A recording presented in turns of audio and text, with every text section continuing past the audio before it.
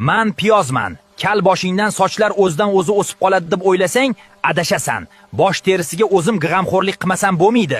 Sochlaringni ayanchli holatdan qutqarish uchun nima kerak bo'lsa, hammasi menda bor.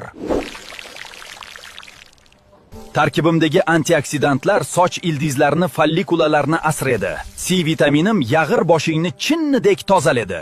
Quloq sol, senga sekret retsept aytaman. Buni pinxona bajar, hech kim bilmasin. Menda keratin ishlab chiqaradigan oltin gugurt moddalari bor. Sen o'zingcha meni umuman mensimaysan-u. Olimlar ham meni sharbatim soch to'kilish holatlarida soch o'stirishga yordam berishini allaqachon kashf qilib bo'lishgan. Bu usul aniq ishlaydi. Faqat o'zing harakat qilishing kerak, dangasa. Retseptimni tayyorlash uchun meni blenderga solib, diqqat bilan maydala. Keyin tabiiy sharbatimning biror tomchisi ham isrof bo'lmasligi uchun sekin va ehtiyotkorlik bilan suzib ol. Sharbatimni bitta idishga quyib, ustiga 2 ta rozmarin shoxchasi va 5 ta chinnigul tashla. To'liq aralashib ketguncha yaxshilab chayqat, keyin ishlatishga tayyor bo'ladi.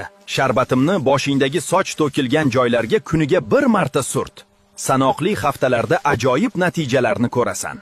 Sizga yetkazgan ma'lumotlarim foyda keltirsa, biz xursand bo'lamiz. Iltimos bitta like bosing va sahifamga obuna bo'ling. Rahmat.